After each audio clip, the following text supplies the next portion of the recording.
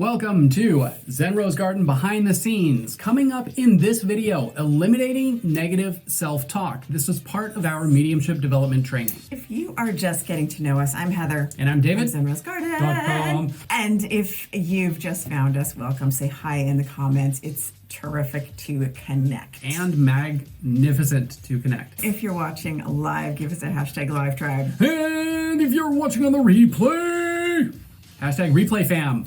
Boom. Wow, I can't believe he's got that much energy at the end of the day. It's like, Okay, but do let us know where you're watching from and one special thing about where you're at so you can help David. Become a man of the world. Just help David.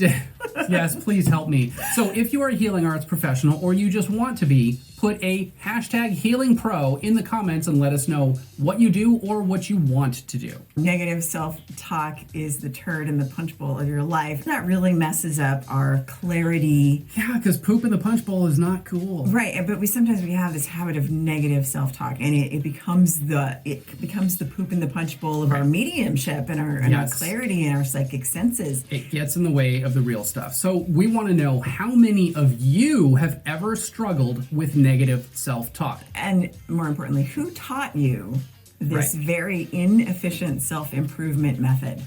Right.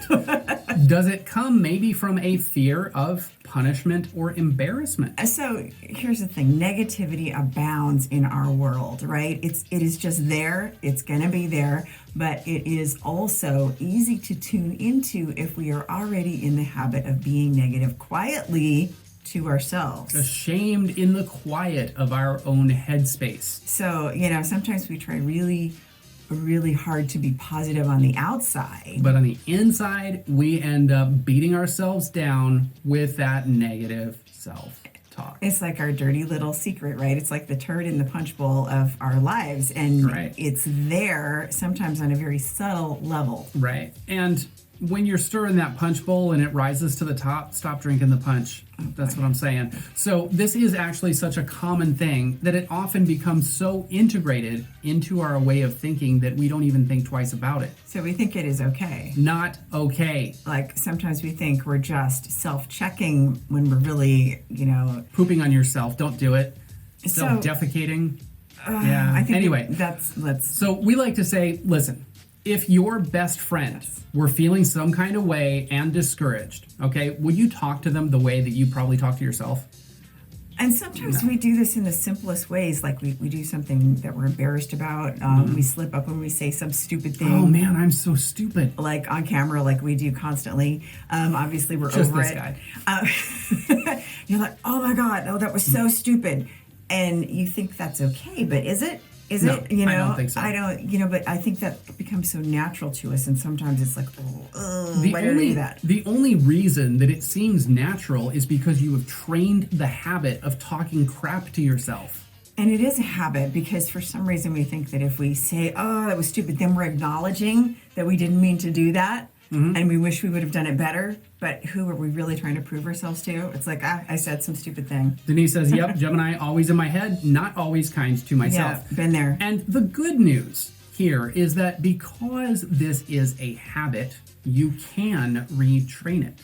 It's one of those fine-tuning things that once you start to catch yourself doing it. And treating yourself better, it's easy. I want to give you another really good example, and I think when we put it this way to ourselves, we become more aware of how detrimental it is. Let's say your best friend failed an important test, even though they studied really hard. They just biffed it. You would never say, yeah, it's just because you're stupid.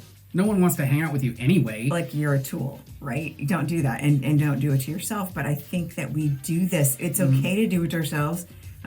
Because it's ourselves, it's in our head. Right. But if we actually spoke the words out loud, that we speak to ourselves, to another person, even if they're kind of subtle, like you screwed something up, and you're like, oh, so stupid.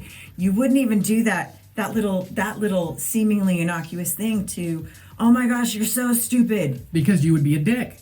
and you would probably get punched. Right. So I think I want to just bring that out. If you wouldn't say it to your best friend, stop saying it to yourself. Yeah. So And catch every moment that you do. It's not about when you do it or when you catch it, but it is about when you catch it, do something about it. Okay? So you may not catch all of the times that you talk crap to yourself, but when you do, make a change, shift it.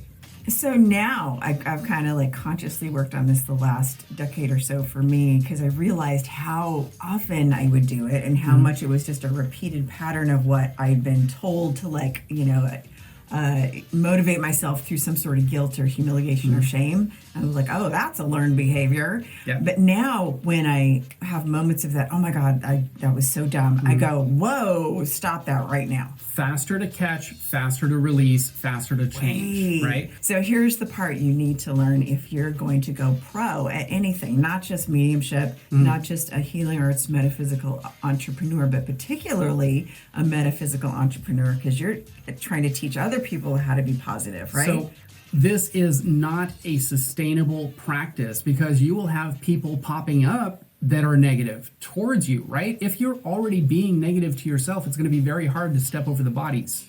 Metaphorically step over the bodies. Yeah, don't. Yeah, just talk to dead people. Don't step over the bodies.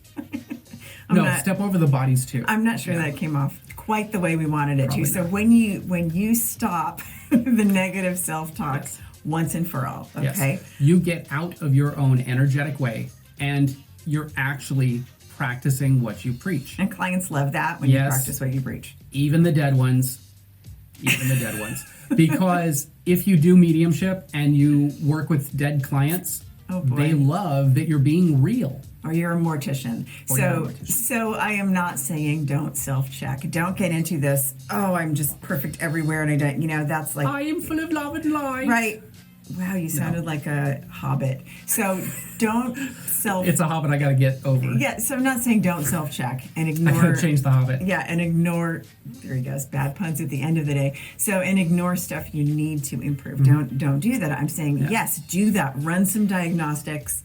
Okay. Improve, refine, adjust, but don't try to improve with self-guilt or humiliation on yourself, okay? It's not sustainable. It is a zero-sum game. You will lose. So you aren't starting a BDSM fetish site, is what I'm saying. You are starting a healing arts business. Unless you are, and in that case, rock on with your healing leather. Like some people blend the two. I mean, some BDSM can be You can blend healing, the two. I've seen it happen. So basically what we're saying is metaphysician, heal thyself. Yes. Have fun pushing your boundaries and kind of like stretching yourself and building new habits, but don't be a nun. But don't stay inside of those boundaries trembling in fear because you might do something wrong or get yourself caught up in your head all the time. And Ginger says, I am. What comes after those two words can make or break you. Yes. Absolutely. That's actually a really good practice to get into, is giving yourself some power I am statements. So we see new metaphysical entrepreneurs sometimes spending way too long trying to win their haters over, okay? Just want to be cantankerous and contentious. So sometimes haters, when you get into, especially if you're on a public platform. Any kind of public platform. You'll find people that just want to be contentious instead of paying attention to your ride or dies. And I see people in the healing arts professionals do this especially. And this is one way that you kind of give your power away to the wrong people. Like, pay attention to your people that are wanting what you have. Don't try to win over the ones that are just obviously trying to be contentious. Right. So the drive to show a hater the light might actually be coming from an internal, hidden, negative self-talk, right?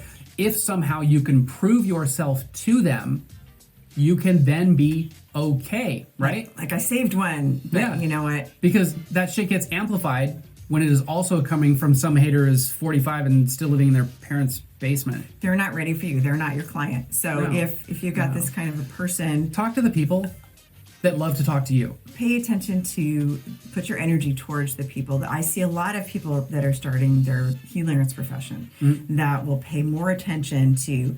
the time sucks. The energy sucks. The vampires. To prove it. And I'm not talking about the lost sheep, okay? Because there's always that one person that needs a little extra help. But then there's always one person that you kind of chase after. That needs all the help. That's kind of spiritual codependence. So basically, move on. Those are not your people. Right. Don't try to get them to see the error of their thinking. That's their business. Right. They get to believe that Dungeons and Dragons is real. Wait, it's not? Because, yeah, we're still working that one out in therapy. Or relapse, depending on what time we get there. So the point is, if your first impulse after something you try doesn't work is I failed, and you give yourself a heavy dose of negative self-talk, it's time to work on that. Work on the poop in your punch bowl. Okay? Yeah. If the your first impulse is, okay, that didn't work too well, let's try something else, then you are off to the races and wasting way less resources, right? It might not be perfect at first, but you rinse and repeat, and you become aware of the pattern, and you've got this. It really is. Fail your way to the top. It really is a skill to Yes. develop, and I think I don't care if you're. This is kind of a talk for not just metaphysical entrepreneurs and healing But arts people who professionals. are doing life. People that are people, because this can make the quality of your life so much better. But I think it just has become a habit for so long for so many people that you don't even think that it's bad. Right. I'm not, I'm not trying to turn you into a spiritual bypasser, because we don't want that either. Like, But- it's all fabulous, and then you ignore it. That's not the answer either. But when you've got this negative self-talk, do something with it. Do something about it. Make it productive. Let it be something that helps you to learn and to grow and to become even better. Make it conscious. Make it conscious. How that affects your business, any kind of business that you have, especially healing arts, because it's a sensitive, emotion-based place. Right. We'll be back to chop it up with our YouTube fam. Hashtag YouTube fam. Faster than 2 shakes of a unicorn's tail after he's pooped rainbow frosting on your carpet. Not pretty. If If you- you like this video, Yes. hit that like button 5 times. If you have any insider stuff you want to know, let us know in the comments. We love to hear your stories and tell you all of our personal stories. Sometimes they're a little TMI, but That makes for good TV. I'm not going to beat myself up about it. All right, so for more live hangouts, behind the scenes secrets, and mind hacking pro tips, Be sure to subscribe. and click that bell to turn notifications on wherever it happens to You're be. the first to know. When we drop a new video, drop a new video, drop a new go video. live. And we know that time is a valuable and precious resource, and the fact that you guys are choosing to spend that with us, even as wild and crazy as we get, you are here to level up your skills, take your life and your business to a completely new level. We honor that even more. Thank you guys for watching, and we'll see you in the next one. We'll see you in the next video.